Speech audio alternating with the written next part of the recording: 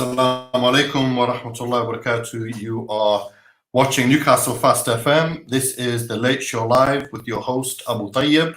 And we have another Late Show special. Alhamdulillah. We have a very important topic that we're going to talk about. It's an interesting topic, following on from our previous show at the beginning of the month. After the murder of George Floyd, things have escalated globally to highlight the ongoing issues around racism, Black Lives Matter, police brutality, protests, anti-protests, which involve the left, the far left, the right, the far right, patriots, activists, and a whole load of other people in between all of that. So we had an interesting discussion in the last show, bringing a UK context to the discussion with our guests. And tonight we're going to be looking at issues from a slightly different lens. As the topic title suggests, we're going to explore issues around the escalation of violence, the polarization of communities, statues and memorials and their significance, and most importantly, which I want to really focus on today and drill down on, is practical solutions and steps to bring about change to this ongoing situation, especially for people of color, in quotation marks. But not just people of color, everybody in our community, in our society, who have been affected by this for such a long time. Now, I'm going to put out another disclaimer as I did last time, and I have to make it very clear that all of the discussions taking place tonight are the views of the individuals present. All of our guests have their own particular perspectives and stances on things, as do I and Jamaal. We may agree or disagree, and like in most things in life, we're not going to agree with everything that everybody says, but we will maintain a level of decorum based upon our brotherhood, and in particular, from our perspective, our Islamic principles. So we will be talking about some very sensitive issues tonight. You may agree or disagree with them as the viewers. Some things may even come across as being offensive. And in the spirit of free speech and expression, we will be exercising that right to do so.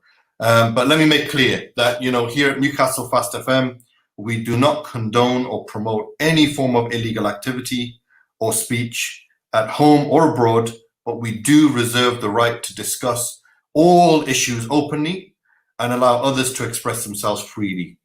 And of course, as an Islamic organization, we will always try to ground our views from an Islamic, ethical, and moral standpoint taught to us by our beloved messenger Muhammad, peace be upon him, sallallahu alaihi wasallam. So that being said and done, let me introduce my guest for tonight's show. We have Sheikh Abu Usamah, an Islamic scholar, international speaker, and imam from America. Daniel Kebede, a teacher, anti-racist, and vice president of National Education Union. Marsha Garratt is a researcher, activist, lecturer, and public speaker on race and racism. Peter Irving, head coach of Newcastle Fight Centre, British and European champion in MMA and kickboxing, and anti-racist activist. And Helen Hignet, a former Greater Manchester police officer and author of the book, The Truth Behind the Uniform. So, let's see, who do we have? We're going to start with Abu Usamah. Abu Usamah, let's start with you. As an African-American who grew up in the United States and saw police brutality firsthand, and I remember you sharing an experience with us when you came up to Newcastle for the Malcolm X tour. You shared an experience growing up being afflicted by police brutality. And even today, in private conversations we've had, you've even told me about whenever you go back to visit your family in the US, you have a genuine concern about even, just being pulled over by the police as an African-American man. Maybe you can start off the program with that. Share your story first. Share a little bit about that, please. Sheikh Abu Usamah. Can you hear us? Abu Tayeb, are you talking to me? I'm talking to you, bro. Share your experience of police brutality. I'm having a difficult time hearing. My audio is not coming through very clearly. I'm sorry. No problem. No problem. We can hear you, inshallah.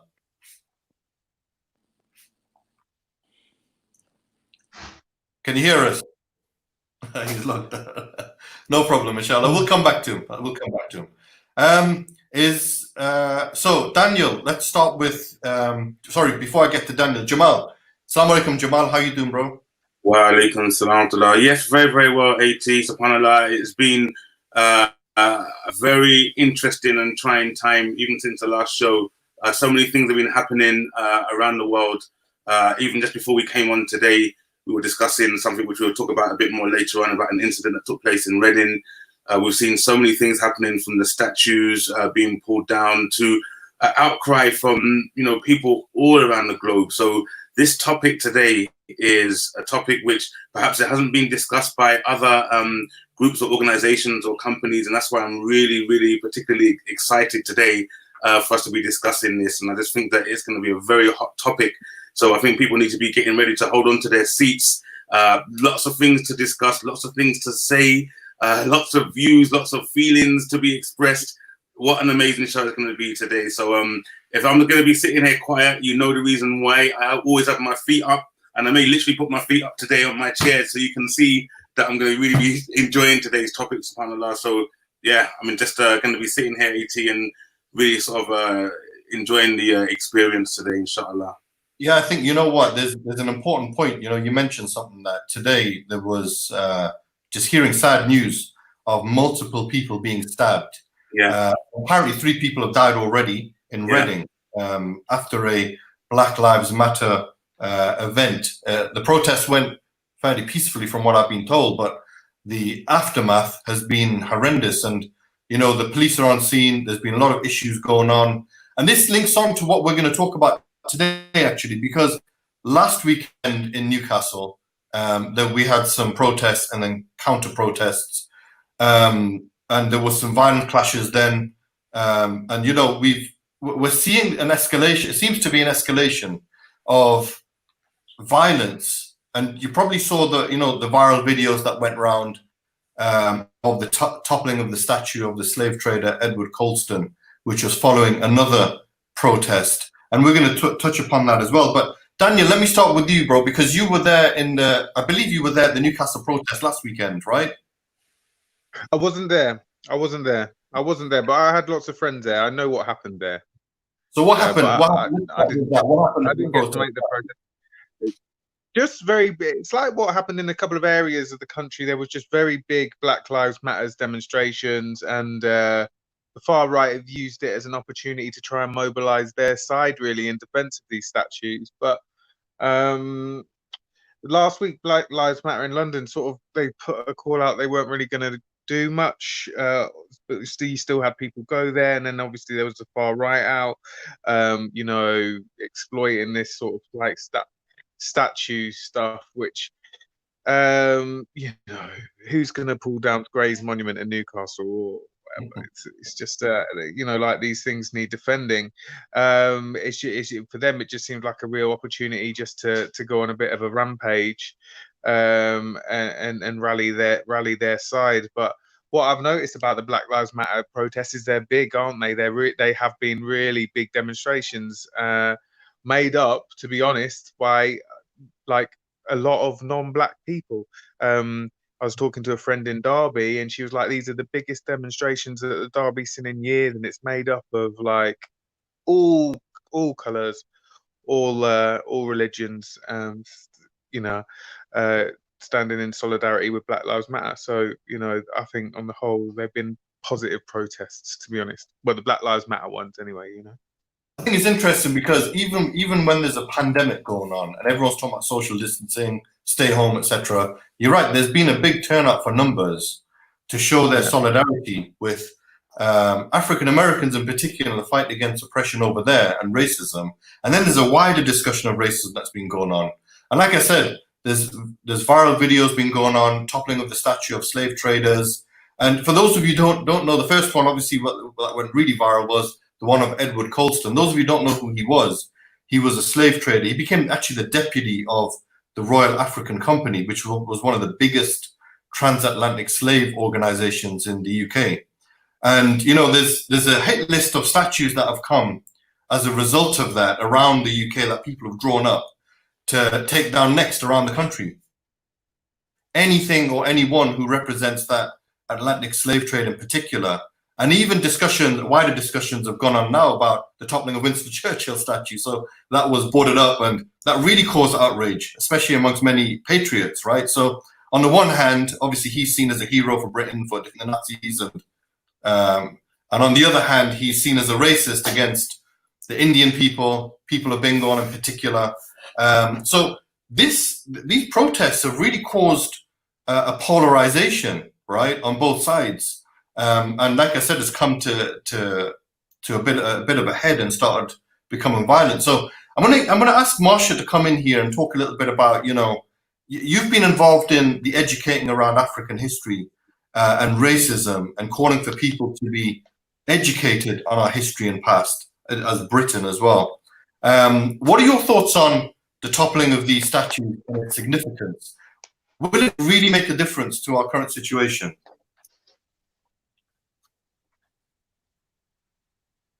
Who's that for, Abu Tayeb? Or Marsha? Marsha, can you hear us? Oh, sorry, I didn't realize that was for me. I lost signal again.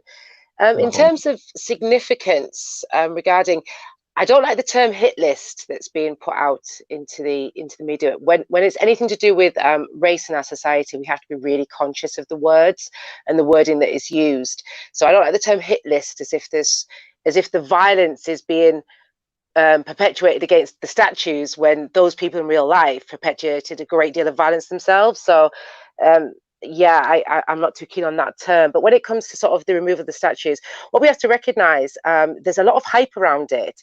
When the statues that have actually been removed, obviously Edward Colston was removed by the people, if you will, the members of public removed it. But then when it came to Robert Milligan in London, that was a decision made by the authorities to have him removed. There's been another decision to have Robert Clayton and Thomas Guy removed from London's Guy and St Thomas NHS Foundation, and there's another call for Thomas Picton. This is actually not being done by Black Lives Matters. All the processes are decisions being made by the authorities, and I think that's important to recognise. And there are selected statues, and these people were involved in the slave trade, in the trade of enslaved people kidnapped and forced from the African continent to work in the Caribbean. And it's well known that Jamaican plantation societies were some of the most harshest on this planet.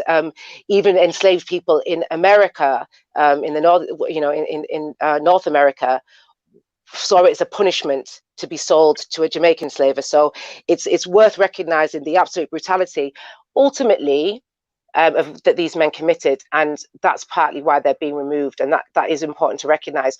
Ultimately, though, if the truth of Britain's relationship with the transatlantic slave trade, what it endorsed, what it sold to contribute towards that trade with regards to ships, manacles. I think Birmingham was one of the biggest suppliers of manacles in the world at one time. If that was taught in education, then the statues wouldn't have so much significance. It's the fact that there's a lie behind them. So they're put up, erected as if to say these are great people on a pedestal, we should idolize them, without the full truth being taught.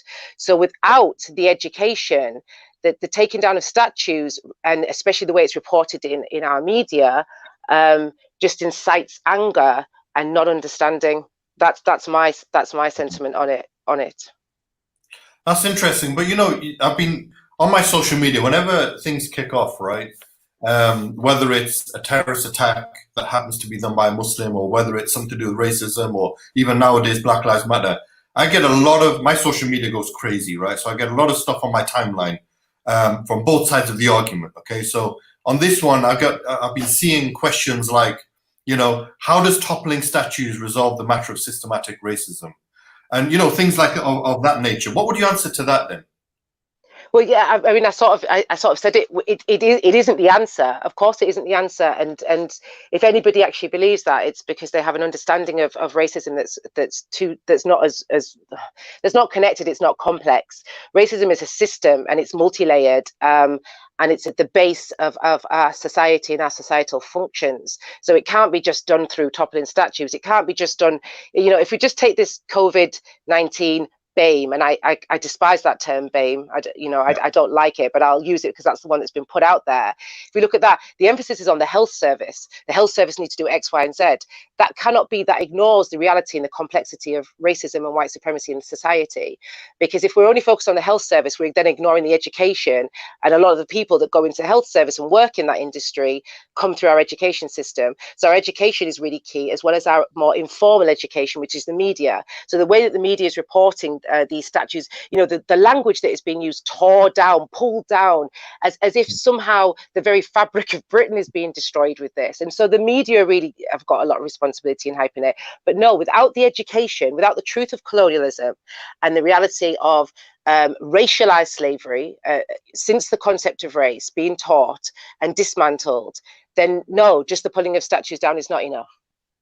So would a plaque not suffice then? In terms of, if we want to learn more about the statues that are there, there's other things that are being floated about, like saying just put a plaque on there to give the true nature of the good, the bad, and the ugly about this particular individual, sharing the history. Would that not work?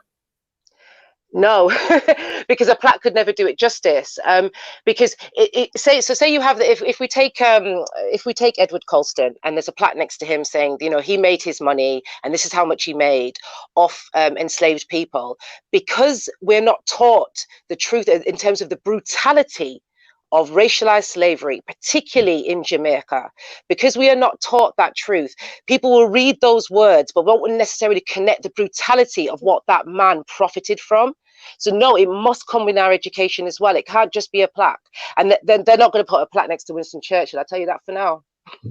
Abu Tayeb, may I contribute here? You dive in, bro. I think it's important. I think probably we all know the backstory and we take it for granted, but maybe some people don't. The Colston statue in particular, a lot of the criticism has come through this idea that it should have been done through democratic, proper channels. There was many attempts here with the Colston statue. The people of Bristol had attempted many times to have the statue amended. That had been rejected because, of course, those channels are dead ends. They belonged to the people who were the very beneficiaries of Colston himself, and on that grounds they were rejected and stymied and filibustered and whatever. And people were asking for the statue to be removed entirely. And this went on for a long time. And finally, they pulled it down. And it was an important piece of symbolism. The rest of them that have come afterwards, the ones that have been removed afterwards through that democratic process, some of the criticism that I've heard from right-wing press, they're saying, oh, well, you didn't care in the 60s, you didn't care in the 70s, and all of a sudden now in Tower Hamlets, now you're bothered. Of course people cared in Tower Hamlets. Of course they did. It's just we didn't hear about it because those proper democratic channels, they were not open for anybody. And so what the Colston statue did, open the gates. And when we talk about the hit list, of course, you look at the scale of some of these monuments. There's no way, you're going to need 10 teams of window cleaners to gang up on a sunny day with no wind. It's not going to work. You need some ridiculous munitions. And in spite of people's crazy ideas about this fantasy George Soros funded Antifa that's going to come and blow up your war memorial, it doesn't exist. It's not a hit list in that respect. What it is people, many individuals contributing, citing historical monuments that are now open for discussion. And the people who feel that they're under attack a lot of the time don't even know who these people are. And somehow it's become conflated with war memorials, with Churchill, who's another more complex, controversial figure to tackle here. But the idea that people are attacking war memorials and pulling down Colston, completely different. There's too many things going on. And it's not more complex. Yeah, I agree. I think people have oversimplified it. That's for sure. But I think, Daniel, do you want to comment a little bit something on that as well? So I agree with a lot of what Marsha was saying, to be honest. I fundamentally think it's wrong to immortalize these people in statue form. It was truly barbaric, the slave trade. 11 million people, men, women, and children taken from Africa to the Americas, millions dying in the crossing. In the case of Colston's Royal Africa Company, they were all branded with RAC on their chest. We cannot even comprehend the brutality. And then to immortalize that in statue form and then not teach our children about it in schools. I mean, that is the real problem. I'm a teacher, is that children are taught a completely distorted version of British history. The brutality of Britain's colonial past, of slavery, is just airbrushed. You know, things are taught about in a very domesticated form. In fact, you might hear about Churchill a lot in school, but you won't hear about actually how he was a white supremacist and believed in the superiority of the white race, his views on Islam, his views on what he thought should happen to Welsh miners who were on strike. You know, Yes. he's a complex character, absolutely. You know, his views were extreme then in some regard, not only now. And yeah, I just think we do need to have this national conversation about who we celebrate. I would quite like to see some of the doctors and nurses who've lost their lives battling this disease celebrated in statue form. You know, that's who I'd like to see immortalized in statue form. You know, I don't think we should be celebrating as a nation people who've been responsible for something that was incredibly brutal. You know, and it's not just here that this conversation happened. King Leopold, responsible for the death and mutilation of a million Africans in the Belgian king, is also being pulled down. So you know, I think it's a good opportunity now for those who profited out of colonialism to have a serious look in the mirror. Yeah, that's very interesting about what Daniel said about it, you know, not being taught about the you know, Colston and the things that he did. And you know, even worse than that, you know, even in the school that I went to, my secondary school, it was a school that had 4 houses. I don't remember all 4 of them. One was Sullivan House, one was Burne-Jones House, one was Colston House. I forgot what the 4th one was. I was in Sullivan House myself, but it's in a school where, you know, there's a predominantly sort of black area, and you'd have, you know, children who are in the house which is named after this person not having any idea of, you know, what it represents and what it stands for. So, you know, it's absolutely right about the fact that, you know, we're not being educated on this. So, fantastic point there. You know, it's something which both hit on something very important there, where Jamaal, you're saying that people didn't even know who these people were, and they're now being told that we're whitewashing history. As Daniel, as you pointed, that the statues themselves are part of the airbrushing of history. You know, and then the counter argument is coming back that, oh, if we pull these things down, oh, now we're hiding history as if we're displaying it warts and all, whereas in fact they're actually that is the whitewashing, that is the airbrushing of history, and people don't know who these people are. And when we actually find out actually what's happened, whether people are for or against, what's happened immediately is this discussion about who these historical characters actually were and how they relate to the modern day. Even, in fact, mostly from people who are against. All of a sudden, what I've heard from friends and from just people that I know, as soon as the statue came down, the discussion began. Oh, well, it's hypocrisy because modern day slave trade exists and slavery in the economic sense exists with people buying from Primark. So you're a hypocrite if you go to Primark but support pulling the statue down. Well, of course, the people who pulled the statue down are in fact also campaigners against all of these things, and fully understand this, and the symbolism was not lost on them. You know, people are talking as if it was this one act of violence, whereas in fact it was a thing that had history, that had a mandate for direct action, and it's provoked this discussion and led everybody either for or against, whether they approve of the action of pulling the statue or not without permission. Now people are talking about modern day slavery and modern day wage slavery. Well, it's interesting because you make the comparison about you made the point about symbolism, right? And there's a comparison that I've seen a lot as well on social media about when they pulled down the statue of Saddam Hussein, it was in the name of democracy and it was freedom, right?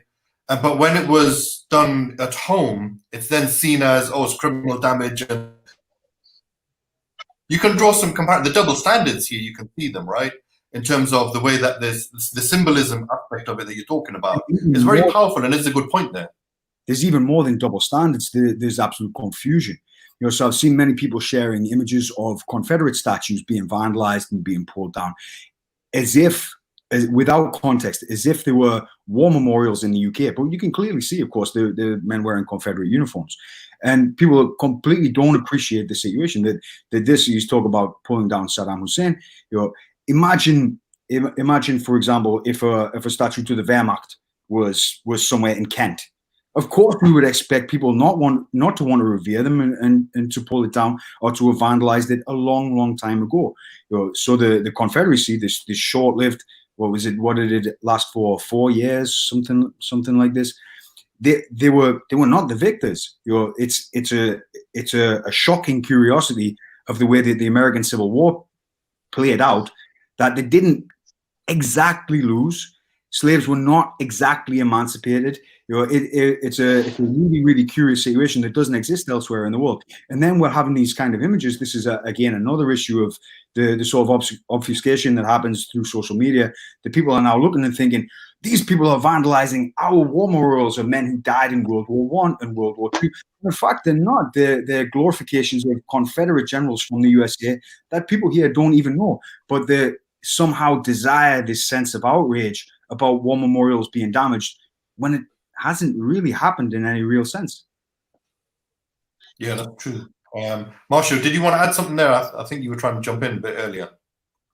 Yeah, it was just to go back to, again, the sort of media and the reporting on this. So with regards to Edward Colston in particular, that got so much coverage, different headlines, and always with this use of language that implies violence, and violence almost against a living thing as opposed to a statue. But when Albert Fagan, who was a Jamaican poet and playwright, had his statue in Bristol recently vandalized, it didn't get anywhere near the same headline attention. So people really need to be aware of how the media is being worked to really work up tensions and a frenzy and make things appear worse than what they are, in a sense, for an agenda, of course, because there is an agenda. But yeah, I'm saying that Albert Fagan's statue was vandalized. Very few people even know that that's happened, because it hasn't been given the same amount of attention, and he was a black man. So we can draw our own conclusions from that, can't we? Absolutely. I mean, we're very in line with what the mainstream media is all about, especially being a Muslim as well and a person of color. We've been dealing with that for the past 20 years at least. So we know that there is, well, as far as I'm concerned, the mainstream media has a lot to answer for, and they have to shoulder the responsibility of, the polarization of our communities. That's for sure. And this is highlighted a lot with the whole, with the protests that are going on now, even in Newcastle. Just looking at Newcastle alone, right? The way that it's being reported, and I liked your point earlier about the language that's being used. Language plays a very, very important part in this. The way that people are presented, or the way that actions are presented. Now, in Newcastle, they had the outside of the monument, you had the protests and the counter protesters, and it's so ironic, because in Newcastle you've got a whole group of people who are counter demonstrating against Black Lives Matter at the monument, saying that they're going to defend their statues, and of Charles Gray, who himself was an abolitionist, right? And these guys are standing right under his monument, making Nazi salutes to the protesters who are saying Black Lives Matter. I mean, it's ridiculous. And then on the other side, you've got, they're talking about, Winston Churchill, and we're going to defend our hero. And even Tyson Fury came out with it as well. This will be interesting for Pete as well, because Tyson Fury put up a post, RIP World's Greatest Leader hashtag, do not let anyone desecrate our great leader's monument, right? And then on the other side, you've got Anthony Joshua's recent comments at a protest, where he talked about supporting local shops, black-owned businesses, etc. And people really took offense to that. They didn't take offense to the fact that, or it didn't seem like, the perception is that people are making Nazi salutes, right next to a war memorial. But on the other hand, a comment made by about supporting local businesses, people took real offense to that. But the point is, there's some serious polarization going on here, and the irony of it all. I don't know what your thoughts about that is, guys. Well, for Tyson Fury, he's an interesting character. He's quoted the far right before. He invoked this: how come immigrants are coming into our country, and then we have ex-servicemen on the streets, and you sort of Britain First kind of types jumped on this. So Fury, he's done this before, and he showed a bit of a lack of awareness about his heritage. I'm not sure. I'm not sure he's given much thought to how Winston Churchill, the actual man, really felt about Irish travelers. I suspect it wasn't really that generous, but he's jumping on something. Also, there's a commercial aspect, like the great black heavyweight against the great white hope. That's a dynamic that's played out in professional boxing for a long, long time, since the days of Jack Johnson, since the very first heavyweight champions of the world. So there's a business aspect there too, and it's natural that he's going to hype that. And I'm sure he doesn't have a tremendous awareness of actually everything that's happening in the world. It's kind of funny though that that racist boxing fans now have to pick between a traveler and a black man. So that's their problem. But it seems that now this points to a greater thing, that he's been embraced as white. And this is I'm getting off the topic now. I'm getting into another aspect here. The immigrant communities. We talk about Newcastle. Like Elzig, which is essentially it's the immigrant area. It was the Polish ghetto, and then it was the Irish ghetto, since it was the Catholic area. And then nowadays it's more diverse. It's the first iteration of the African area, which we never ever had an African community before in Newcastle. But where are those descendants now? We don't see the Irish community. The Irish immigrants were absolutely absorbed into the white working class. Probably people get given a form and to just take white British, white Irish. They probably just take white. Same with the Polish. Unless you're really, really looking for Slavic features or find out the person's surname, they're absolutely invisible. And so with the whole, the Brexit thing, they didn't receive the brunt of it the same way as first generation Polish immigrants did. Whereas it's very much a color issue. Because, of course, no matter how many generations go down, a Caribbean immigrant or an Indian, Pakistani, any immigrant of color, they're identified, and they're always going to be considered in some sense an immigrant. Where in fact a lot of these countries were part of Great Britain. They were part of this Commonwealth. The notion of Great Britain in ways that the Polish, Irish, Germans that came in after World War II were not. I've gone interesting. Subject. Sorry, I've opened up a new can of worms, as if we haven't got enough things to tackle. Well, the thing is, we've got some comments coming as well. Jamaal, I don't know if you want to. We've got 2-3 comments there, so let's pull them up and then let's have a little discussion around them, because they're linked to what we're talking about. Okay, Gogold, Nosko, are only people on the right using these protests as an opportunity to cause mayhem? Or is it that socially sanctioning violence by legitimizing these protests attracts pathological individuals from all sides? So, go with that one first.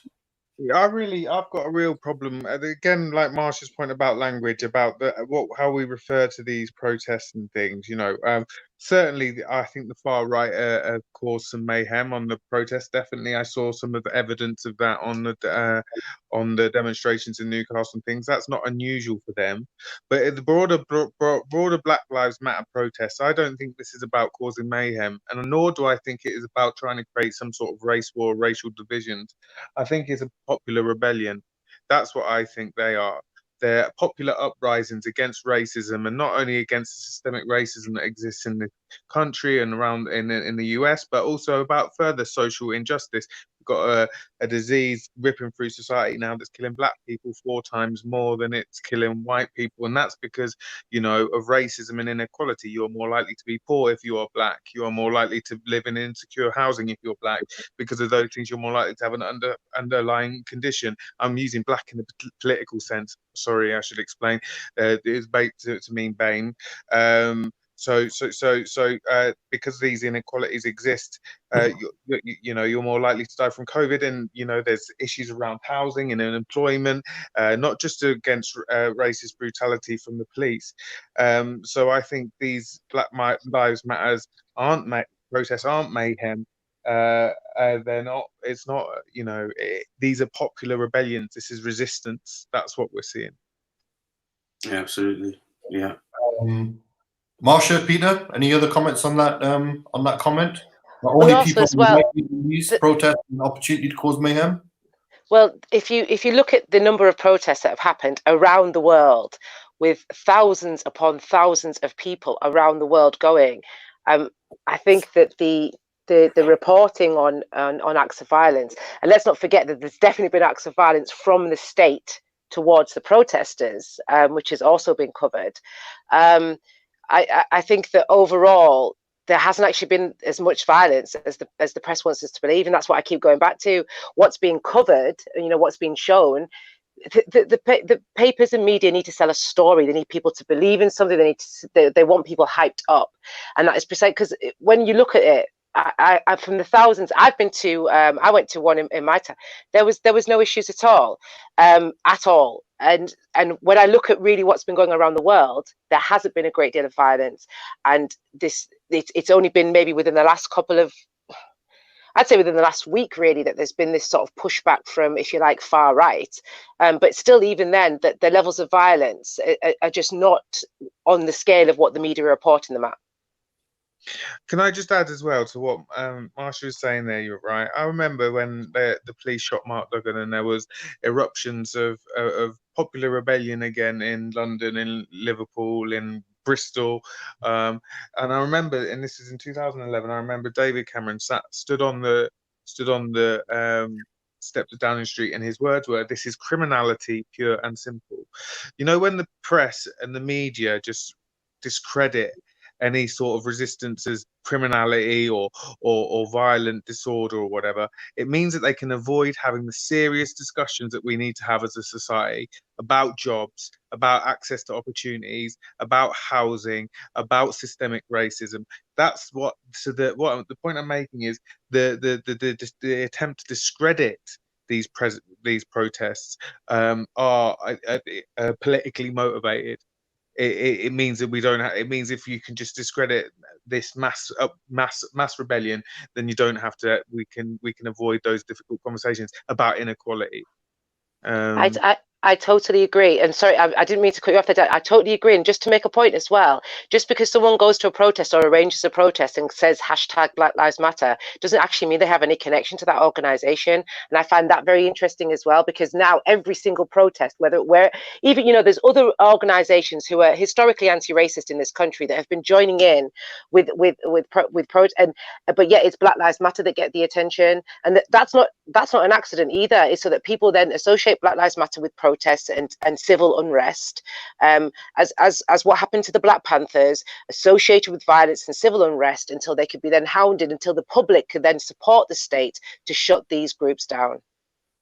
Well, that's a good point, actually. But could the opposite not be said as well then?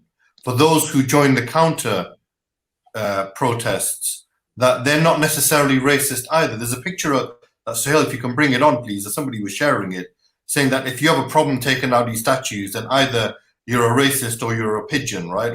Or something like that. That's the picture there. So could the opposite not be said as well then? That those who are counter-protesting, does everybody who counter-protest that mean that they're automatically going to be racist or something like that? May I speak on this, Abu Tayeb? Go for it, bro. Go for it. So there's so many issues going on. I mean, for a start, Black Lives Matter, there is Black Lives Matter, the organization, this established organization that has a leadership and that has sort of political agenda or requests, even though I think they consider themselves not to be a political organization in that sense. But anyway, they've got an established history and fundraising and all this sort of stuff. But then there's also Black Lives Matter as just this slogan that's cast out into the wild, and anybody can pick it up or do with it as they will. And it's very, very complex. There's too many things going on, which one makes it difficult to be a sort of a white ally. You don't really know where you stand. Just speaking as an average working class white man, I'm not quite sure how I'm supposed to express my support for Black Lives Matter, because if I put up the hashtag or whatever, well, really probably what I think, or the average Joe thinks, is that I'm showing solidarity with my black friends, my black family, or just people, just my ethical feeling in general. But on top of that, you're also taking on the baggage of defund the police, different agendas. If you have a look on the Black Lives Matter pages, on the Facebook pages, it's not really moderated. It's a bit of a free-for-all with people with their own notions and concepts. And so it's a little bit hard to know where you fit in. So a lot of white people do want to support. Maybe they're just enthusiastic anti-racist protesters, or maybe they've got personal reasons or whatever. But it's not quite clear where you fit in. There's a little bit of a Boris Johnson message going on where you say support but don't support. But don't support too much, but don't support too little. And then you see people going after all kinds of wrong targets. A friend of mine who's LGBT, who has a small celebrity, was then targeted by somebody saying, "Where is your Black Lives Matter hashtag on your Twitter feed?" It's just like, well, my black friends have got it. Like they're handling this, but then now she's somehow being attacked because she hasn't supported adequately, where she felt like just a normal standpoint suggested that she was an anti-racist and that was enough, and it wasn't her place to chime in on these particular issues. So it's a very, very difficult thing, which leads me to my actual point. There's so many issues combined that it's very, very hard to unpick each and every single one of them. And so an extreme political viewpoint provides a really great lens for you to see everything through. So if you subscribe to a far right idea, you don't have to figure out who else Edward Colston was. You don't have to figure out who George Floyd was. You don't have to figure out what American police are spending the inflated budget on. You don't have to figure out any of these things. You just say that is bad and this is good. Wave the flag, and there we go. Let's get down to the monument and protest against these people who are somehow, in some way that I don't fully comprehend, attacking my cultural identity for reasons that I can't comprehend.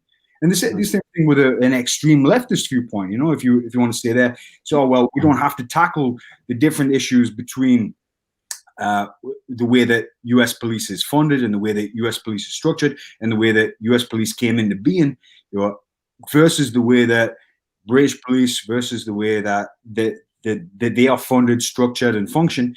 We don't have to look at the difference between systemic racism in the US and systemic racism in the UK, because they're all so bad that they're ideologically beyond the point. And so they provide a very, very neat lens that allows you to not have to unpick all the details of each one. So this is the attraction when somebody who's in the EDL calls up all their mates and says, "Guys, they're going to smash up the war memorial. My granddad's name's on there." And the guys go, "Those lefties, those Black Lives Matter guys who I don't really understand, let's get down there and show them what for."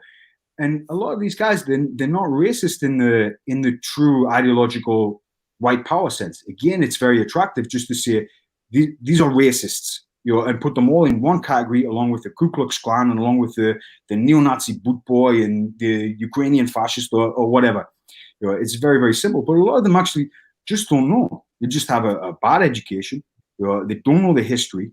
And when somebody tells them somebody's going to smash up the war memorial, which is sacred to you, and somebody spray painted on Churchill, who you've been informed since you were a child is the national hero, you feel like your way of life and your culture is under attack, and you somehow want to defend it. And running down the monument there, that makes you feel good. That makes you feel like you've done something in a world that's hard to understand. The problem is that there are ideological, hardcore, right-wing white supremacists down there, and they see these young boys and they say, "Hey, you know what else?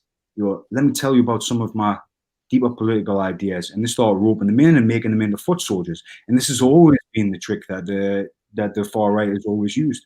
But a lot of these guys, it's a mistake to absolutely demonize them and just write them all off as bad people. A lot of them just don't know. They're just just boys who don't know any better, who've been stuck in the house for weeks and didn't have a football match to go to, and they're blown up. Absolutely, Peter. AT, that was and that is a really good question, asking about the counter protesters and are they racist or not. We've also seen the case of the Baden-Powell statue, which is in Dorset, I believe, right? Poole in Dorset. Now Baden-Powell, for those of you who don't know, he's was a founder of the Scout movement. People like myself, I was in the Scouts, and this was meant to be like a hero, someone who founded something which is so great.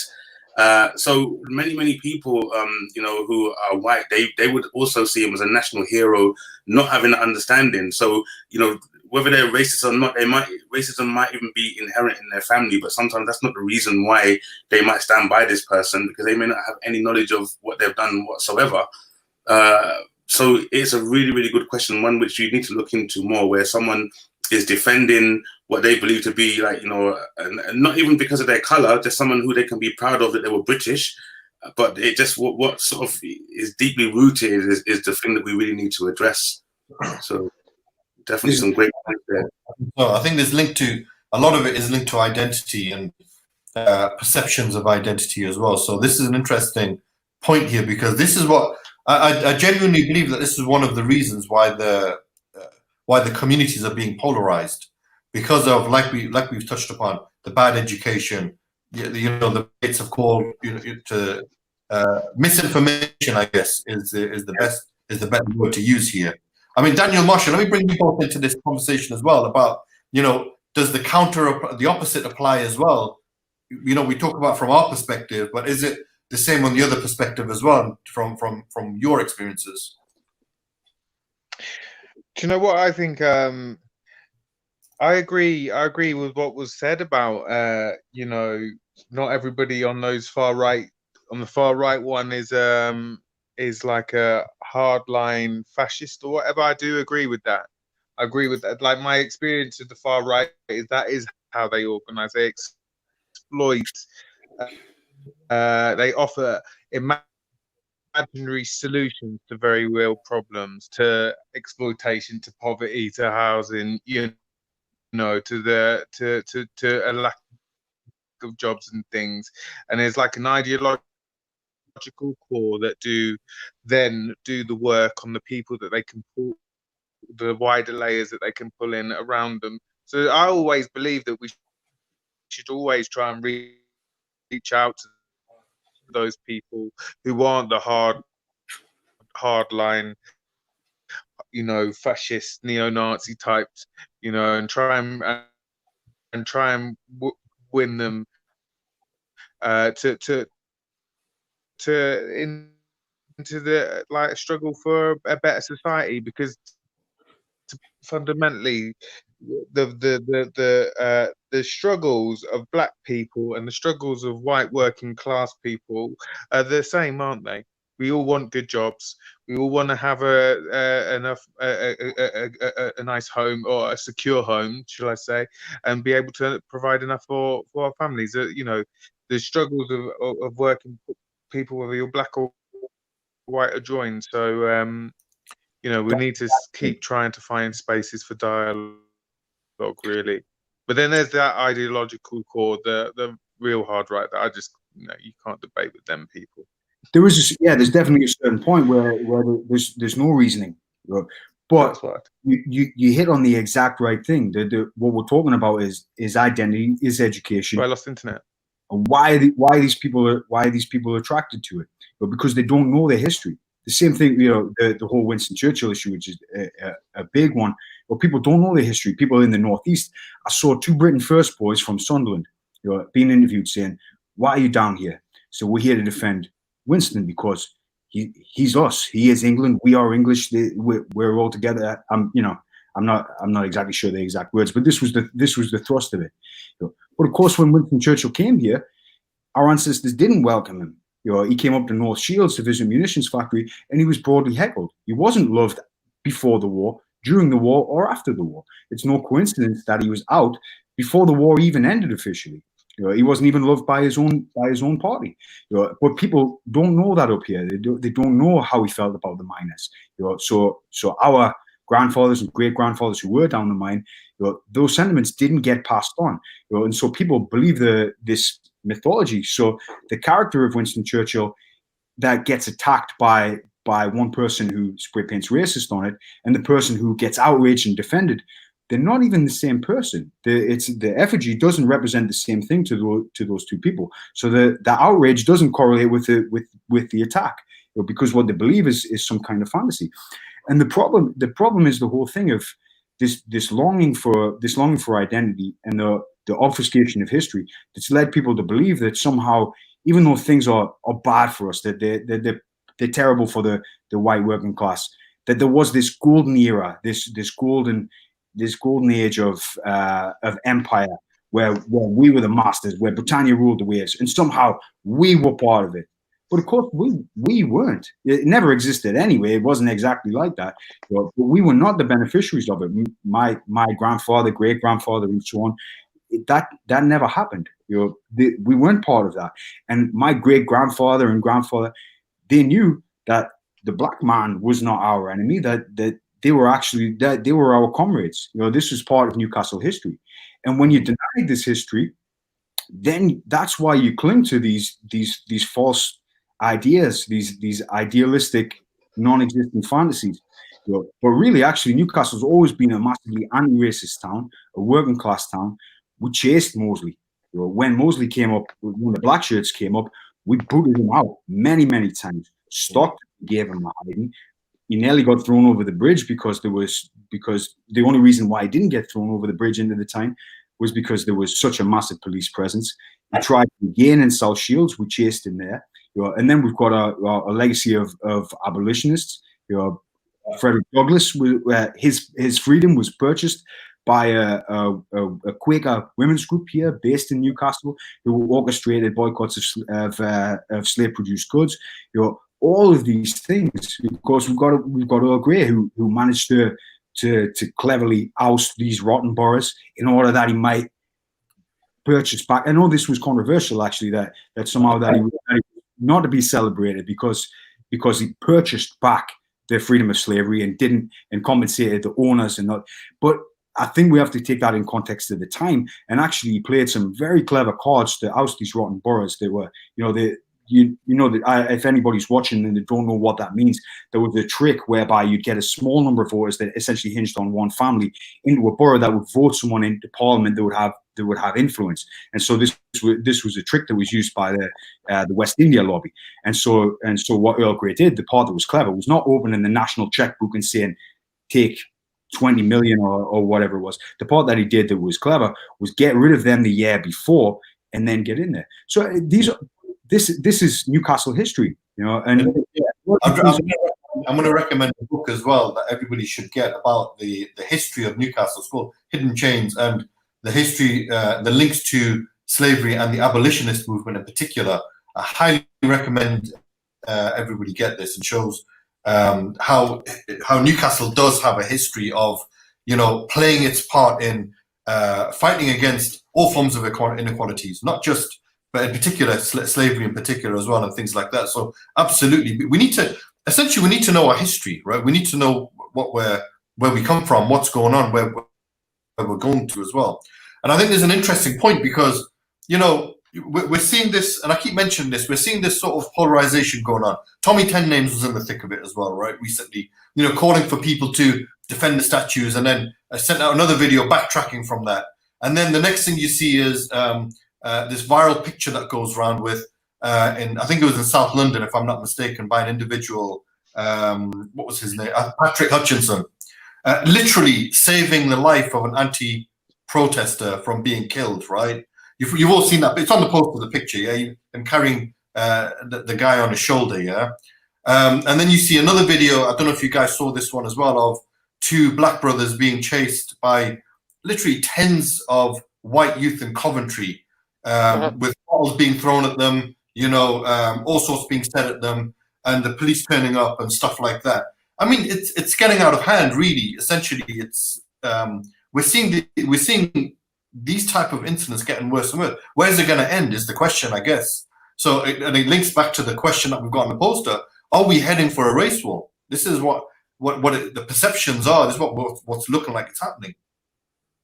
Yeah, and I think one of the questions is, what would that war look like if we were heading towards that? Because we have so many, supporters of Black Lives Matter, and what we don't want to see is people just going crazy, blind justice, things like this. So it's a very interesting question we need to really look into.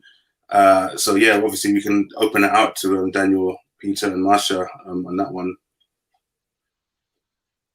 What do you guys think? I mean, I don't believe we're heading for a race war. I don't believe that there's divisions on racial lines like that. As I said, even like the Newcastle is a predominantly white city, right? I love the city, but it is, and on the demonstrations in Newcastle for Black Lives Matter, it's predominantly white people. They're still the majority. It's not that this is not a division on racial lines. I think this is. I think that where there is potentially conflict is there's going to be conflicts by people who want the system to remain as it is, and people who want change. And that's where the conflict lies. And I think the people who defending the statues or whatever, they want everything to remain as it is. And the people who are out there calling for Black Lives Matter are demanding fundamental change. And that's what they are demanding, fundamental change. So that's where I think the conflict is. I don't think the conflict is in on racial lines. But, you know, I think there is a struggle for a different kind of society. And, you know, I think that where things are so difficult for ordinary people at the minute, and they are even more difficult. They can be even more difficult if you are black, because you have racism to contend with, as well as every other day stuff. That, you know, these insurrections are going to happen. That's what I think. I think, you know what, I'm not sure about that, Daniel. I think I like your optimism, and I think that it's good to have that. But some of the videos I've been watching, bro, I'm telling you, there's like, you know, whenever these type of things happen, you hear the racialized language. We talked about language earlier on, right? I'm hearing all of the old school overt racism type of language coming back, okay, on some of the videos.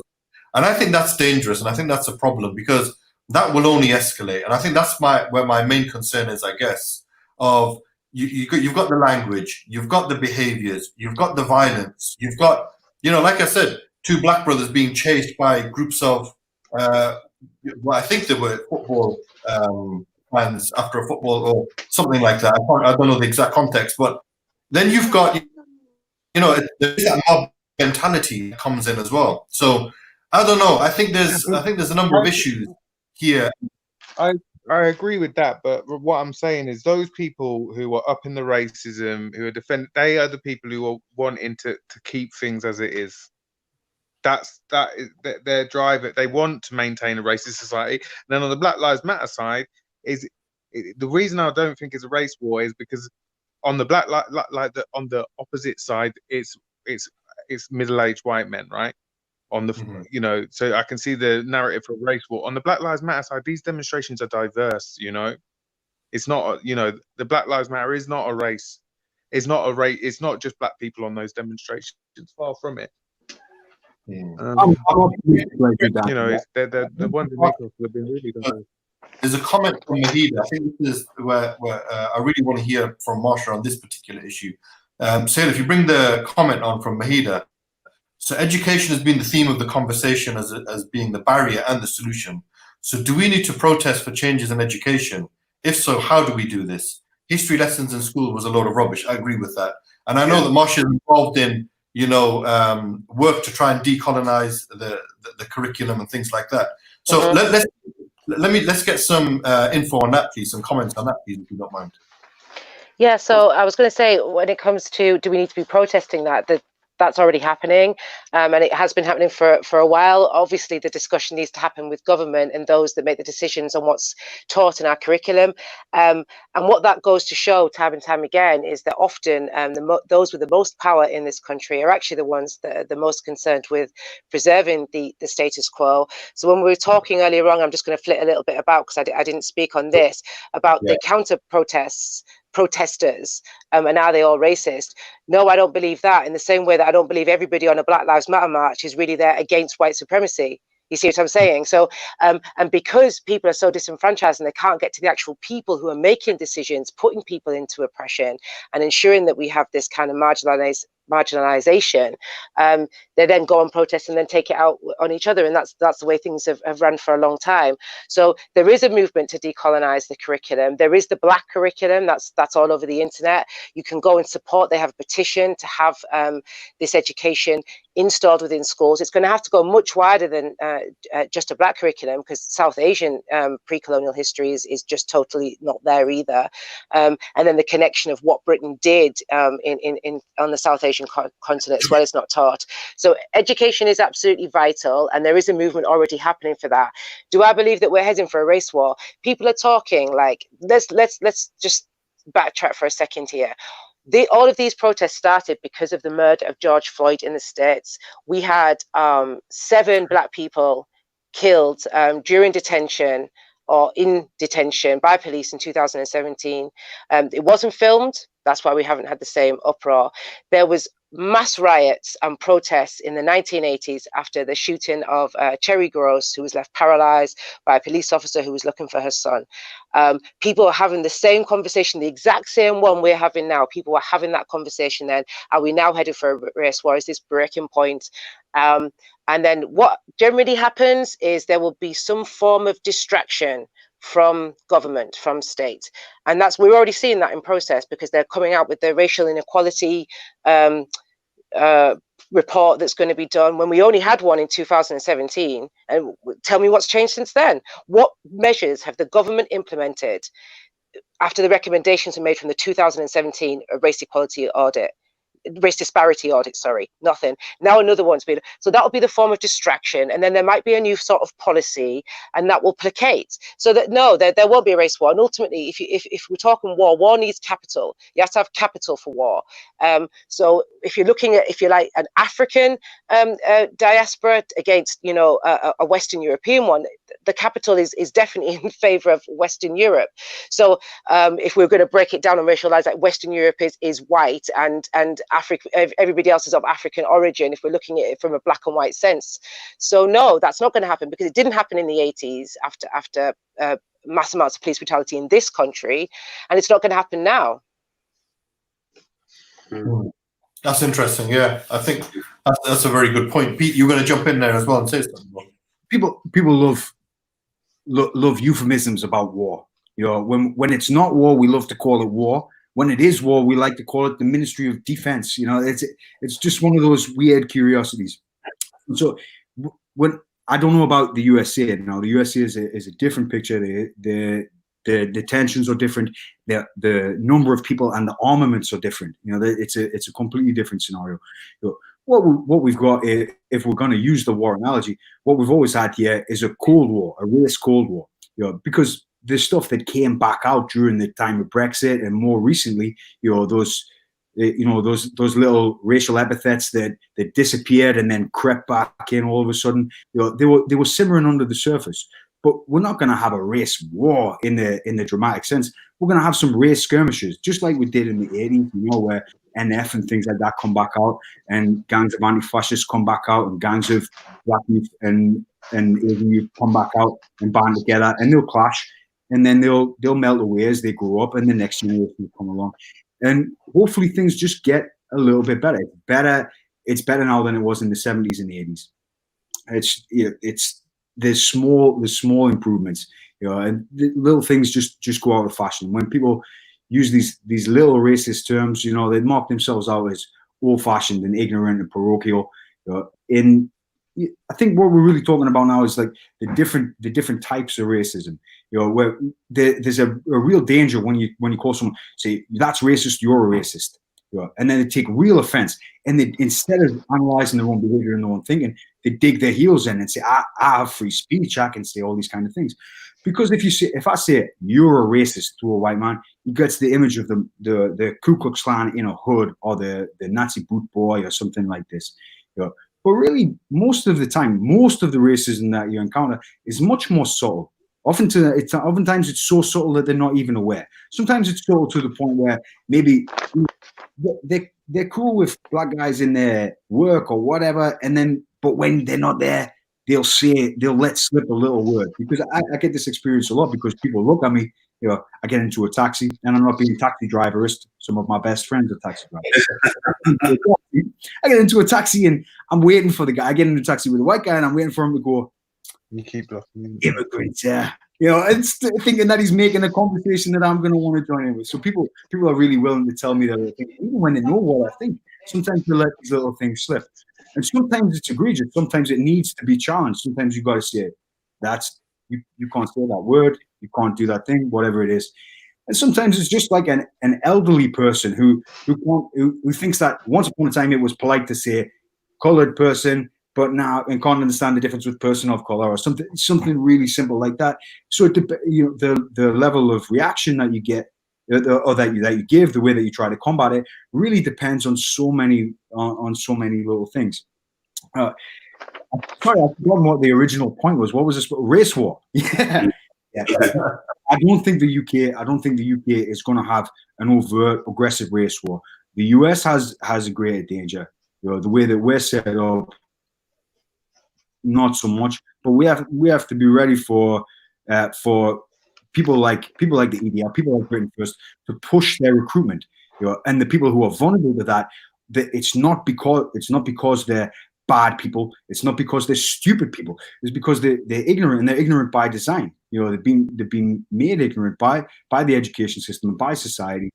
And that's what we've got to do. We have to educate those people out of being vulnerable to that sort of thing, and those sort of chicken hawks who are going to try to rope them in to do the street fighting for them and do the bidding. And who gains? The oppressor gains. Turn the white working class against the black working class. And like I alluded to before, that's a joint struggle. And I'm not trying to step on anybody's idea. I'm not trying to be presumptuous and say that, I understand the struggle of this person or that person, but I see the similarities, and I know that we're in the same boat, and our ancestors have always known that too. That class struggle and race struggle are one and the same, because you can't have racial you can't have a racist situation without depriving people of economic means. If there was a huge, broad spread black middle class, you couldn't have systemic racism. Now you have black people who are middle class, but you don't have a black middle class, or certainly not upper class in and of itself. And that's how it functions. And so in that respect, we're natural allies, and we can't allow those people to get driven towards the far right. And education is the key. Frederick Douglass, that was his whole thing. Sorry, please go ahead. Agreed. I think there's some important points there, and I like the point that you made there about the level of ignorance, and even from an Islamic viewpoint, the Prophet, peace be upon him, and from a Quranic perspective, it's very, very clear that racism equals ignorance. All right, I think Gregos makes this point. This is from the religion. It was mentioned over 1400 years ago. There's a direct link between racism and ignorance, and that's how it's referred to as. There's so many things in which we could talk about later on as part of the solutions from the Islamic perspective of how to deal with this. But Marsha, I think you've got a couple of points you want to jump in on. Yeah, please. It was just to say that, I mean, everyone's been talking about education, and there was a point made earlier about Tyson Fury and Anthony Joshua. I had to keep muting, sorry, because my son was still running about, lockdown, not going to bed. But there was a point made about Anthony Joshua and Tyson Fury, and how race in boxing is used for profit and promotion and things like that. Race and profit, race and capitalism has been that way ever since the concept of race was designed and implemented into this world, because the concept of race was designed for European capitalism. That is just a fact. That is the way it is. So whenever race is used, it's always with a capitalist notion. There's always some kind of gain, even if it appears like there's a loss, and there's a gain, and it's a gain not for the majority of people on this planet. It's actually for a minority of people on this planet who profit, as is the case for capitalism. But when you then combine miseducation and capitalism, you then have a lost people, because people are told you need this, this, and this to be happy and successful in life. And there's people that are actually blocked from accessing those things. And these are material things that you can touch, tangibles. And people are blocked, so they get frustrated and then they take it out on the wrong person. So capitalism also corresponds to social tensions and racism in itself. And like I said, capitalism and racism are intrinsically tied. And the other point, my very last point is if we don't understand the concept of race, what it is, who designed it, for what purpose, because that is just not covered. We're taught like race just was here, like people arrived and then here you go, this is race. No, it was designed by people for a specific purpose of capitalism and exploitation. And if people could understand that, they could understand that why racism continues to evolve, because of its link to capitalism. So earlier on, like Peter said, like an older person might say colored and not recognize people of color. For me, people of color is still just the evolution of racism, because white is still a color. But yeah, the people of color is applied to people like myself who are not white, and therefore it's already othered. So it's an evolution of racism, and that continues to happen because we are not taught to deconstruct and dismantle the concept of race. I think that's excellent points. I think it's very, very good points. Absolutely, 100%. Daniel, did you want to jump in? No, I agree with everything Marsha's just said. So I agree with Marsha. That's my point. I think, you know, there's an important. Let's just finish off with some practical solutions here now, everyone, right? Because I think we've talked in the last show. We talked a lot about. We broke down a lot of the issues as well. In this show, we've touched upon a lot of the current issues that are going on with the protests, the counter protests, the white working class, and you know the violence and things like that. If we were going to break it down, if I get just like a summary from everybody in terms of what you think are the solutions to deal with this, the practical solutions that we all can take, the message that we want to get out to everybody in order to deal with some of these issues, what would they be? Let me start with you, Daniel, and then we'll work our way around. So I think the only solution is unity and solidarity, really. And that is amongst ordinary people. I think we need to you know, strengthen the fight against racism, and strengthen the fight against racism as a systemic, as something that exists systemically. You know, I don't. For me, racism is this system of oppression. I'm not, you know, it's not all about like he said this to me or whatever. It's about, you know, the racial injustice when it comes to the criminal justice system, education, housing, and so on. So we need to strengthen the fight against racism more broadly. But I do think we need the only real solution to fight for an effective fight is unity and solidarity amongst ordinary people, pulling ordinary people into not only the fight against racism but into a fight for a fairer society for everyone. That's really it for me. Okay, brilliant. Marsha, would you like to go next? Yeah, I mean, I have said it consistently for me, because it is education. I have self-educated, so I had my state education, obviously. Realized that I was taught a lot of half-truths or things just totally omitted, and then went off and self-educated. And so I would say now that my understanding of what race is has kind of released me from the burden of internalizing race. And race is based on a false concept of natural white superiority and natural black inferiority. That was the way it was designed. So whenever we use it now, it still has that at the core. And I think if people understood that, then understood why it was designed, you know, for the purposes of a minority, they could then begin to also apply that to other things in their lives. You know, if they're living in a certain postcode, why does that particular postcode have the worst facilities? Who's making those decisions? And then you can start to make this link between sort of capitalism and general wider oppression. But yeah, it's education for me, always education. Brilliant. And Peter? Yeah, education, absolutely. It has to be pitched very, very carefully. I mean, there's been a lot of talk of introducing colonial history, like a true unfiltered colonial history.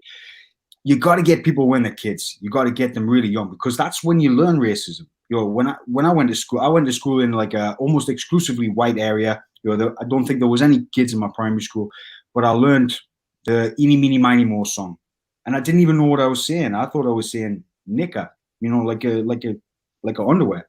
You know, I didn't even know what it was. And then there was a game where people would cast pennies on the floor, and then if you picked them up, they would shout "Jew." You know, and so I didn't even know what a Jew. I didn't know it was a religion or a race. You know, but by the time that I did, I'd already learned that there was some sort of grubby, avaricious creature. You know, so you learn all these things through just these little songs. You know, and that wasn't even part of the curriculum. You know, so this is where it has to be stamped out. And of course, those things come through parents. And I do feel that these things are getting better, but they have to be tackled as young as possible. For example, I have every year I have some athletes come over from my house from Brazil. So when I went to Brazil, they would say, well, Brazil's not racist at all. There's no racism in Brazil. But of course, it's the most massively racist country in the world. But it's just not overt. You know, people don't chuck racial epithets out on the street. They don't really beat each other up. But if you see a black man working in a garden, you know that he works there. That's not his garden. You know, it's the absolute marker for class, and there's no upward social mobility whatsoever. This is the kind of thing. So I had a young man over living in my house, and he was coming and training with me. He was a champion athlete. He was the absolute stereotype of the West African, powerful, dense, perfect athlete. He was absolutely incredible, massive international champion. He would be paid to go to Abu Dhabi to fight. You know, he was a real big deal. And we went to go to the swimming pool one day. I said, come on, let's swim. He said, I can't swim. Of course you can swim. But he believed he couldn't. So I put him in the pool, and he was kind of doggy paddling. 2 lessons, he could swim. I said, why did you think you couldn't swim? Why on earth? He said, because somebody told him black guys can't swim. And when you told him this, how could you talk an intelligent, powerful, excellent athlete into believing that he couldn't even do the most basic thing? Because somebody told him when he's a kid that black guys can't swim. That's ridiculous. But things stick with you like that. These ideas just implant in ways that you don't even realize. And he didn't even realize, he never questioned that wasn't true until he got in a pool, and of course he can swim. I mean, there might be some compelling reason, genetic reason why you're not going to see Olympic champions from Ghana in the 100 meters butterfly. I don't know, maybe not. But the idea that the man can't swim was absurd, and this was implanted when he was young, and it works. And it works the other way too. People pick up on racist ideas just through the power of words. Like words are important. The things that you say reflect on things in ways that people don't appreciate. You know, that if you think, like, there was an experiment of Spanish speakers and Italian speakers and various things compared to English speakers, and they would say, do a voice for the days of the week.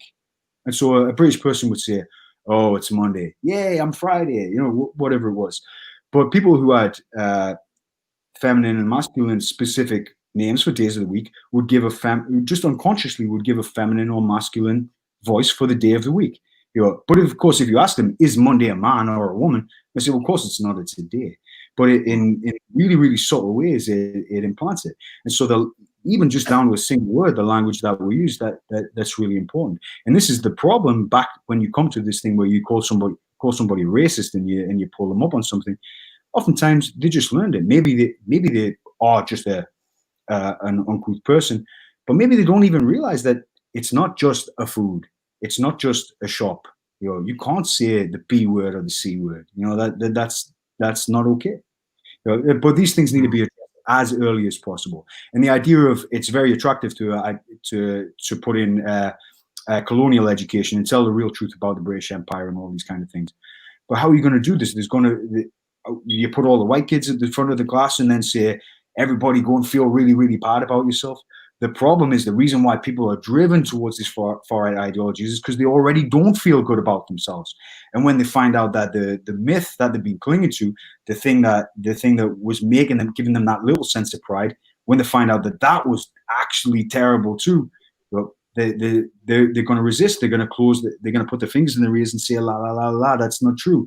You know, so what do? You have to replace it. You have to replace it with a positive history. You know, you can't just tell people that the British Empire actually was horrific. You know, you have to put that. That's okay. I can accept that. I understand that because I understand the rest of history that went with it too, and I understand the good and the bad. You know, because I took that upon myself because my family encouraged me to educate myself, and so it has to come back to the home, not just the state and the state schools. And it has to be. It can't just be everybody sit up. You know, you can't tell children some of the things that happened. They're too egregious. They would traumatize small children. You know, it's that bad. You know, but you have to introduce people to this idea. But you also have to give them something to feel proud of. You know, and like I talk about, there's loads of Newcastle white working class history that I'm super proud of. You know, that I love all of those things, and I want to share that information too. So you have to share it alongside. I think there's this horrible idea that people are going to be educated about colonialism, and it's going to come with this expectation that you're supposed to find the nearest the nearest ethnic minority and run up and kiss their shoes and say, "Oh, I'm so sorry." Oh, man. If I went up to one of my black friends or one of my Maori friends, if I went up to one of my Maori friends and I said, like, "Hey, that Captain Cook was a great guy," they'd probably punch me, you know. Or because I know the history, that I have a certain amount of sensitivity, and I don't mention that, you know, or I mention it with respect and deference, you know. But if I went up and I said, "I'm so sorry, I apologize for what these people did. Let me kiss your shoes. Let me give you some money," they would think I was a moron. They would think I was an idiot. That's not the right way to handle it. But that's the way that it's received every time I see the suggestion that history gets reviewed, that it is as if it comes with some sort of expectation. And working class people can't accept that because they don't feel as if they were the beneficiaries of it. You know, when they get told that they have white privilege, then they rebel, they go the opposite way because they think, where is this privilege? You know, when the bill comes through the door, how do I activate white privilege and get it paid for me? You know, so they don't feel like the beneficiaries for it. So they can go one of two ways. Either they can think it doesn't exist. They think, well, the policeman stopped me on the way home and stopped and searched me. So these black guys in Brixton getting upset about it. Oh, well, they just got a chip on their shoulder, or they're playing the race card, or one of these phrases that I'm sure you've heard. You know, so that's one way to take it. You could accept that. You know, I could have felt the same way when I was a young man, but luckily for me, I was educated and I knew better. But it's interesting though, because that point that you just mentioned there, it's interesting because have people become desensitized to the word racist and racism now? The amount of time it's being used now. Are people saying that, you know, in fact, I've heard recently as well that people that I've spoken to in the past, and even at the protests, we were hearing it when they bring hashtag All Lives Matter, they were actually shouting to the Black Lives Matter people, "You're racist against us," right? So they've turned it around and used it against them. So I think there's an interesting point here about, you know, the whole idea of people becoming desensitized to the word, and because of the uneducation or the lack of education on this. I know Marsha wants to jump in, so feel free to comment on some of those points, Marsha, if you want to. Yeah, thank you. I just wanted to say that when it comes to teaching on, because if we look at, it was just back to Peter's point there of saying, you know, if you went into a primary school and just started saying your ancestors went around enslaving, of course you're going to get a negative reaction. And I think that would just actually be a further form of miseducation. But I do teach in primary schools, and you can introduce Black history without inferiorizing African people or people of African origin. So you can talk about different African leaders. Obviously, Mansa Musa is a huge one because of the wealth, but there's also Queen Nzinga. There's numerous African leaders where you can just go in and share the information of those people in history and what they did and what they stood for without even having to say, you know. And then the British tried to do this, in the case of Queen Nzinga, it's Portugal anyway. But also another thing that we do is we just introduce young people to different countries on the continent, because the way the African continent is kind of presented consistently throughout our lives as we go from childhood to media is that it's one country. So then you can break it down and say, actually, there's this many countries on the continent. People have their own languages, and then people can get a better understanding of the continent. So you can begin to break down miseducation that way, without having to necessarily go in and chastise and say, you know, your lot did this, because that obviously wouldn't work. And I forgot the point that you just made. What was the question? I was just mentioning, because Pete made a good point towards the end of it, and I was talking about have people become desensitized to the word racist or being called a racist, because, you know, for whatever reason they always use that, you know, oh, you can't use the race card, or, you know, they're saying that you're being racist because it's not just Black Lives Matter, it's all lives matter, and they're using that against them, saying that, you know, that you're racist towards white people and stuff like that. So there's another element I think there's that we could talk about as well. I know we're coming towards the end of the show, but there's a number of things that are there that come off spin-offs from what we've been talking about. Yeah, go again. I just want to. Can I just jump in on that point about you know, education and what we're teaching? Because, like, it would be wrong to teach white children here that their ancestors were responsible for slavery, because that's not necessarily true, is it? Exactly. It wasn't it wasn't, you know, white working class people who were responsible for Precisely. slavery. They were also underpaid and overworked in factories, and then, you know, and in fact, when we teach about it, we also need to teach how, you know, say cotton workers in the mills of the Northwest went on strike against the importation of slave produced cotton. You know, there was solidarity between white working class people here and slaves against slavery. Obviously, that wasn't always uniform. It was nuanced. That's what history is. It is nuanced. And because, as Marsha says, racism came about at the onset of capitalism to reconcile the public mind about slavery. That's what its purpose was. That's where you got the pseudo academics and scientists saying that black people are inferior. It was to reconcile the public mind about the barbarism of colonialism and slavery. We need to educate about that as well. I you know, I've got a real problem with this idea of, like, you know, trying to make white people feel guilty for the past, because it's not. That's, you know, it wasn't their ancestors. It was the Queen's ancestors. It was, you know, it's that class's ancestors who's responsible. It's the elite's ancestors who was responsible for slavery, not like ordinary people in bloody Elsick or Byker. So yeah, so I hope I was clear that I wasn't expressing my sentiment there. I was talking about the way that it was that I've emotion being received. Yeah. Yes. Sorry, Yeah. I was replying to that. Yeah, I do understand what you were saying. Yes, yeah, that would be detrimental, and I think that is a fear that that's how it would run. That's how it would work. Is that people would come in and say, but you know, it should be done with what Daniel just said there, with that understanding, and what you said earlier on, with that understanding of the connection with what, if you would like to call, the traditional white working class, which is not now, because obviously working class is not specific to one racial group, but that connection, and even before then, even, you know, when there was even less education about the horrors of slavery, there was still this connection, and I think it will make people recognize that there is a minority of people who are pulling all of these strings and making the most wealth and telling us how to think and feel and do.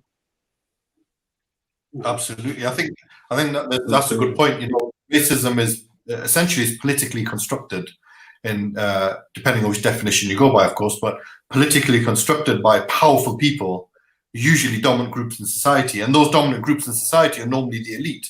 They're normally the small at the top. So I think there's some good points there, definitely, with regards to that, and thanks for the clarification for that as well. Jamal, is there? Go for it, Daniel, bro. Yeah.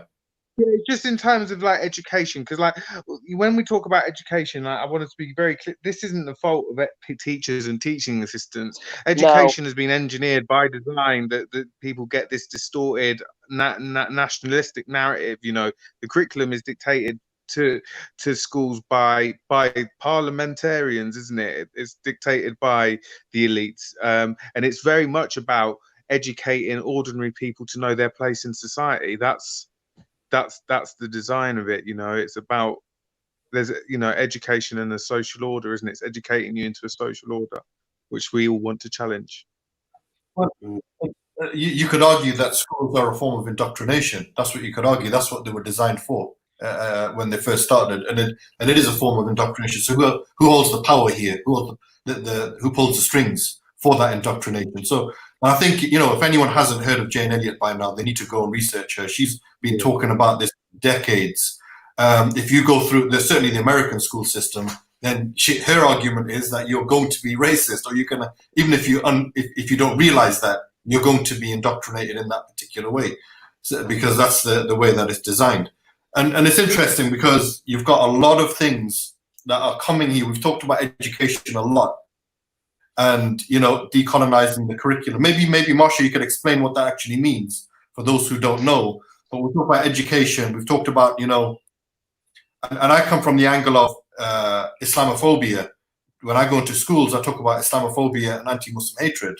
And Daniel knows this, and he's got a very good point. It's not the teachers and teaching assistants, because they're the ones who call us up, and our organization, IDC, they're the ones who call us up and say, you know, we've heard this statement. Some of the students are talking about this. Can you come in and clarify that for my students? Can you come and talk about it so that we can remove some of the issues that are, and these are majority white schools, by the way, right? Which most of our work is on, about teaching people about what Islam really stands for, what Muslims really believe, and so on and so forth. So I agree with Daniel that it's not teachers and teaching assistants, it's what's been given to them.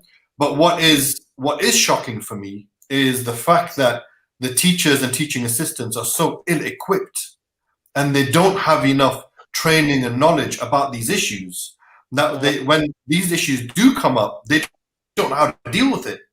When issues around racism, issues around Islamophobia, which in my view is another form of racism anyway, which, and I think was a comment was made earlier about racism is evolving over time and stuff, and I completely agree with that. When it comes to these type of things, they're like, right, what do we do here? I've heard this comment, students are saying this, teachers might be saying something, parents are coming out with something else. What do we need to do to teach this, right? What do we need to do to challenge this? And this is where I think I have the real problem of, and this comes from the top, and this is why I think legislation is important as well.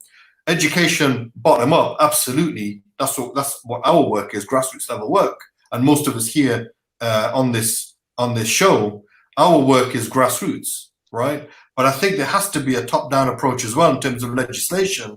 And if we look at, we could talk about the effectiveness, of course, as well. But if we look at prior to the Race Relations Act, prior to legislation being put in place, then challenging racist type of behavior wouldn't be enforced. There would be no motivation to challenge that as well in some regards. So I think that there has to be a change in legislation for sure to deal with some of these issues. Grassroots from an education point of view, 100%. But there are so many other things that we can do in terms of practically to deal with this. So I'm glad you guys have made those points. I think they're very, very important to make. Yeah, absolutely. I'm totally in agreement with that. I mean, all of the above, myself, I agree with everyone. Marsha, obviously Daniel as well, education, unity and solidarity. We know that racism, it exists in so many different areas, and even within our community, the Muslim community, we know that it's everywhere. So it's just that understanding when we talk about education, that even for us, our understanding of the source of racism, the origins of racism, it has very evil origins. So anyone who has that that inclination to become racist, and understand that it doesn't say much about them. So when we educate people to that end, then it might be something that hopefully they will distance themselves from as well. And over a period of time, we can start to see a change. But, again, America, a different rate, a different pace to what we are here in the UK. So we see many things happening there, which, may end up happening here at some point. But we just need to deal with what we can here, and maybe we can help to make a difference for there. And I think that's another thing that's very important to understand, that we can help to make a difference. We have so many people supporting, so it's a vast thing. But hopefully, we stay educated. We look after the children in terms of their understanding, and we may start to see a difference. But hopefully, not in the next 10 years or 15 or 20 years, but much more sooner. Can I make? Yeah, I think I want to add one more. In terms of, I forgot to mention earlier on. Sorry, guys, just really quickly, I want to throw this in there. And I think there's a bit of introspection required as well from within our communities also. And that is, we've got to challenge this type of inferiority complex mindset that we have within our communities also. And that's something that needs to be addressed, because for me, this is part of the problem, that our communities may not recognize it or don't know what to do. But I mean, personally, I'm not a fan of protests, I'll be honest. I'm not really, I've never seen a peaceful protest make change from the research that I've had. But the point is that inferiority complexes from within ourselves have to be addressed, and have a sense of, not pride in the sense of looking down on people, but a sense of pride about our identities also. And I think that's important. Regardless what your background is, we need to have that. And this is why when we talk about inclusion, and we talk about, identity and inclusion, there has to be a level of collective identity for all of us without compromising our own individual identities, if that makes sense. Yeah, I'm not sure if I've articulated that well enough, but I hope you get the point of what I'm trying to make there. Absolutely. Yeah, I understood it. Agreed. I understood. And Can I yeah, go can I for it, just Mark. Go. make a point about protests, because I'm sort of a similar view to you, in particular as they're going on. It's a case of, but there needs to be that there needs to be actual practical things done. Protests work so much. However, my young people, because I run a youth group, a majority of my young people are of African origin. And they said to me, they insisted on having a Zoom meeting the day after the murder of George Floyd. And when we got onto the Zoom meeting, I could feel the pain. I could feel it.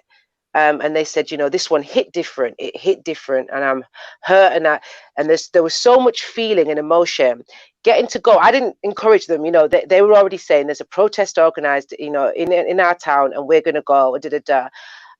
I briefed them on safety. I briefed them on reality of, once this momentum dies down, we have to keep going. All of the reality was there. But what was important for them was to go and feel like they were doing something, and that's when I really understood that protests, and like I say, not everyone that's gone on these protests are really for dismantling the systems of white supremacy. They are not for that. They've gone for all different reasons, but not for that. But for my young people, it was a thing about expression, but it was also a thing of healing. And that's very important. Yeah. That's interesting. Can I jump in? Yeah, go for it, Daniel. Two points. One about protest, right? If it wasn't for the protests, Colston statue would still be standing. It's because the Colston statue got plunged into that harbour that we're having a national conversation now about decolonising education and embedding anti-racism into schools, which I think is positive. So there's definitely an example of some protest working for me there. But also, I often find when there's these atrocities that happen in America, people here will go, "Oh, this is an American thing. It's not as bad here." 50% of children who are tasered by police are black. 70% of children in London who are tasered by police are black. 50% of children in prison are from a black background. I think we've got more black people in prison in the UK per capita than the USA. There is a real endemics. The point I'm trying to make is the racism that killed George Floyd exists in America. Wasn't only born in the UK, it exists here in the UK today. So we just need to be, the struggles here too. That's the point I'm making. Yeah, absolutely. And the protests have highlighted I like your that. point about some of that. Yeah, sorry, go for it. No, sorry, I was just saying and it was backing up Daniel's point, which is that the protests have highlighted the reality of structural racism in this country. For once, people are not consistently saying it's so much worse. And just to make a point, one of the reasons why we look to the States so much is because the police are armed there. Your general police are armed. Cressida Dick, the head of the Met, was trying to get armed police, General Foot Patrol armed police, in what she called high crime areas. We know in the UK that they are predominantly areas where non-white people live. She was pushing for it. It got dropped. Rayshan Charles was choked. It went even quieter, and then it started to rear its head back up again. And so we do need to be really vigilant, because there are big moves being made by those with the most power, always by those with the most power, to have armed police in high crime area, which we know translates to predominantly non-white areas in the UK. Yeah, sure. Good point. Jamaal, do you want to give your comments about practical solutions? You want to share some of your ideas as well? No, I think, as I said, and plus I can only echo what everyone else has said, because there isn't, I don't know, it's, as I said, for me, I just really hope it's something that will, the change, we'll start to see it a lot sooner. Things like this takes a very, very long time. And the elite, that we've always spoken about, these things don't change overnight. But the people sticking together, working together, we're fellow human beings, we're brothers and sisters in humanity, and we love one another. We have an understanding of one another. We work together on many, many different issues within our communities. I had a neighbor, unfortunately lost him to COVID. He was an elderly English gentleman, Tom. We had a great, relationship. So when we work together like that, then we can crush racism. but those at the top, they will not be moved easily. But we can give them a hard time along the way. Brilliant. I mean, there's so many things that we could talk about. I'm going to wrap it up with a few of my thoughts as well, and then maybe talk about some of the comments that have come through from the viewers. But just from my point of view, we've talked about solidarity. I absolutely agree with that 100%. In the 70s, we saw the Asian community come together, stand shoulder to shoulder with the black community, with the oppression that we saw up and down the UK, up and down the country. So from solidarity, absolutely. We talked about education, 100%. We have to start from school and work our way at grassroots level. Legislation, for sure. We need to start working to try and change the legislation to make a more equal society. Inferiority complex, dealing with the superiority complexes and inferiority complexes, and having that understanding of identity. But I can't leave the show without quoting, some things from the Quran and from the teachings of Prophet Muhammad, peace be upon him, and also from Malcolm X as well. Malcolm X said very famously, everybody knows the statement, America needs to understand Islam because this is the one religion that erases from its society the race problem. And I really, really do genuinely believe in that. I really find those words very, very powerful. And we saw the companion of the Prophet, peace be upon him, Abu Dhar. He made a statement on, look, since you are not better than a white person nor a black person, except if you exceed him in taqwa. And taqwa in Arabic is like God consciousness, righteousness, piety, that sort of thing. And the Prophet, peace be upon him, famously said, it's another very famous quote, that all of mankind is from Adam and Eve. An Arab has no superiority over a non-Arab, nor a non-Arab has any superiority over an Arab. Also, a white has no superiority over a black, nor a black has any superiority over a white, except by piety and good action. And this is the point that I wanted to focus on, that from an Islamic context, in order to deal with the race problem, it's something that starts from your heart and from the mind. It's something that is internal, from your creed. This is a creedal issue for us from an Islamic viewpoint. And the issue is, if you notice, the Prophet, peace be upon him, linked the issue of racism not only with ignorance, and dealt with and spoke about the issue of superiority and inferiority complexes, but he linked it directly to monotheism, he linked it directly to piety, he linked it directly to good action. Because in the sight of God, in terms from an Islamic point of view, in the sight of God, in the sight of Allah, everybody is equal, except for the only thing that makes somebody superior to another is through piety and good action, righteous deeds, righteousness, righteous action. And that's the distinguishing feature, I guess, that the linkages that I wanted to really highlight. And to finish off with a quote from, the Pan-Africanist Edward Blyden, he has a very, very good book that I recommend everybody get and read, Christianity, Islam, and the Negro Race. He mentions in there, Islam extinguishes all distinctions founded upon race, color, or nationality, and replaces it with the term, I admonish you to fear Allah, as said by the Prophet Muhammad to his companions. And he also said, and yield obedience to my successors, even if he is a black Ethiopian slave. And therefore, throughout history of Islam, Edward Blyden, this is his words that he's saying, and therefore, throughout the history of Islam, in all countries, race or previous condition has been no barrier to elevation. And this is something that I absolutely recommend everybody to research and look at in more detail. What Malcolm X's words that was so poignant at the time and so relevant that they even reflect on today. Islam has the solution for the race problem, and I again, like I mentioned, I recommend everybody to go and research that and draw your own conclusions from that. So I think that's the point that I wanted to finish off on. Any other comments from anybody else? And I know we've got some comments on the live chat. Jamaal, if you want to read some of them out. Okay, we've got the ones towards the end.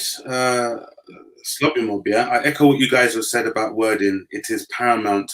Cast yourselves back a few years. The immigration experiment has failed. Sounds like lab rats rather than humans to me. And yeah, we have the same tricks are used by the left. Someone goes in who is simply against racism and leaves brainwashed by a well-organized extreme leftist ideologues. And Mahida Begum, after the Khabib and McGregor fight, my niece and her husband went to petrol station and the man tried to attack them, shouting abuse, etc. Madness. Hoping racism in sports could end. Anjum Khalid, thank you for a great discussion. Tony Dowling, solidarity is key. As Daniel has said, he believes there is an anti-racist majority, and I agree, but too often the anti-racist majority doesn't mobilize enough on the streets. It has done a good job these last few weeks, but too often too many stay away when they are needed to show our strength. Yeah. Good comments. Yeah. What are you going to mention Paul Hopkins, bro? Come on, man. We can't even get her on the show, man. Good. I think we'll end it there. I mean, we'll get some final comments from our guests before we wrap the show up. Some very interesting comments. If you want to comment on the comments from the viewers, or if you want to just give a summary of what you'd like to, some final parting words, guys, please feel free to do so. Marsha, we'll start with you. Any final words, parting words? Oh goodness. I think I have said I've said it all really in how I feel and the way I'd like to see things go forward.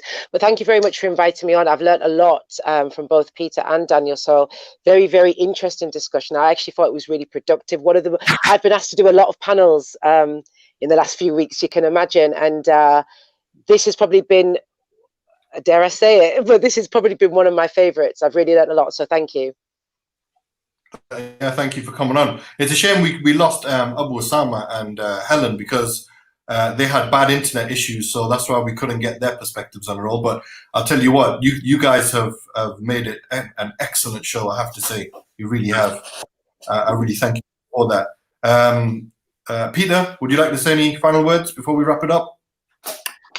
Well, I would say it's to anybody who considers themselves, I'm not racist. Instead of considering yourself, I'm not racist, if you truly are, consider yourself an anti-racist. And that should change the way that you think into positive actions. I'm not saying go out there and challenge everybody, spend all day on Facebook, picking up on every nuance that everybody says. So, but just consider yourself to be anti-racist if you truly are not racist. And that should solve everything, if that's the truth. Brilliant, brilliant. Daniel? I mean, I think just to keep echoing that we need to generate as much unity and solidarity amongst ordinary people as possible, and support any sort of legitimate anti-racist struggle. So let's just keep up the fight. Really, that's all I can say. Thank you very much for having me on here again. Brilliant. Excellent, excellent. Jamaal, any other final words before we wrap it up? No, just Sahel says he wants also to extend his thanks to everyone, including Daniel and Peter. Thanks for your input and joining us too. It's been a brilliant show, and I hope that we can continue the conversation because that's also what helps, and that's just a continuation of important topics like this. Thank you. Thank you for having me. Thank you very much. We're going to wrap up the show there, and we'll be back for our next late show special. I have no idea what the topic's going to be yet, but let's see how it goes. Yeah, we'll be back in due course. Thank you very much. Assalamu alaikum wa rahmatullahi wa barakatuh. Thank you very much.